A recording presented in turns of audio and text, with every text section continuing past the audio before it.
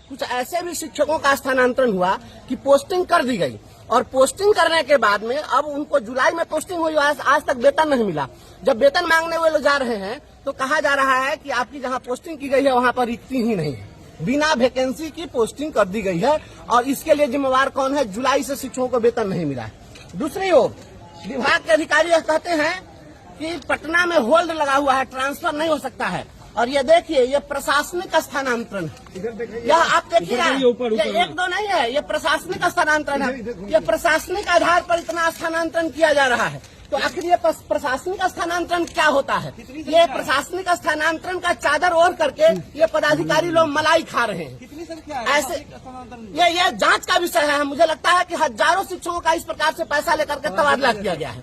और अब शिक्षकों के वेतन निर्धारण की जो बात हो रही है, उस वेतन निर्धारण में आपको बता दें कि 2000 रुपया से लेकर के 5000 रुपए तक की वसूली हो रही है। अभी गोपालगंज का एक ऑडियो आया है, मैं आपको सुनवा देता हूँ। वहाँ के एक शिक्षक से पैसा भुगतान के लिए, वेतन भुगतान के लिए 15 से ही भुगतान नहीं हो रहा था। हाई कोर्ट में उसने केस किया। हाई कोर्ट ने जब आदेश दिया तो उसका मजबूरी में लोग पेमेंट किए और पेमेंट किए तब उसे 8 लाख रुपया घूस मांग रहे हैं। उसका ऑडियो है, उसमें जो किरानी है वह घूस मांग रहा है, वह कहता है ऑफिस में आकर मिलो। अब वह उसके बाद में उनका ड्राइवर है, वह कहता है कि आके डीपीओ साहब से अमुक चौराहे पर मिल लो।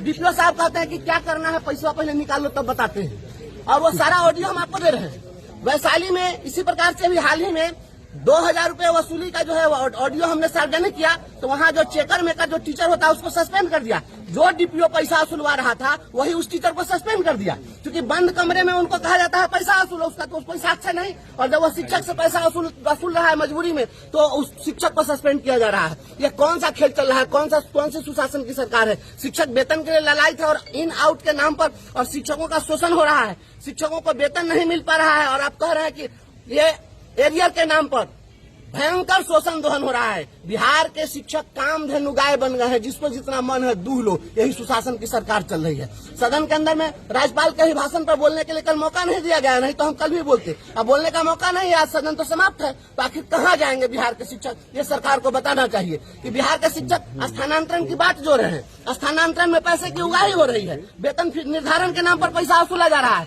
सर्विस का अद्यतन करने के नाम पर पैसा वसूला जा रहा है।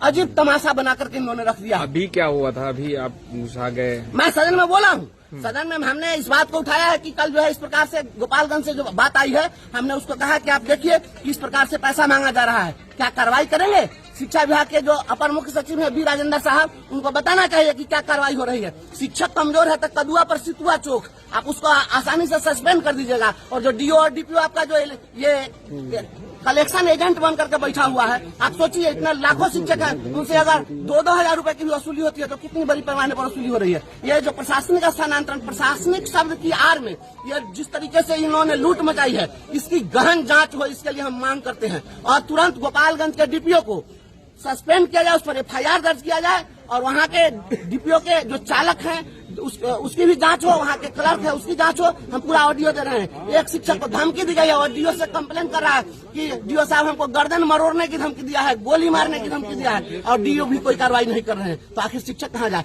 शिक्षकों पर हमला हो रहे हैं। आप अररिया में देखिए, अभी शिवानी की हत्या हुई है, शिक्षक पर हमला हो रहा है। शिक्षक अब और कहीं बोला कुछ, अगर सोशल मीडिया पर भी लिख दिया, कोई आपत्ति दर्ज किया, उसको सस्पेंड कर दिया जाएगा, उस पर कार्रवाई कर दी जाएगी, FIR दर्ज।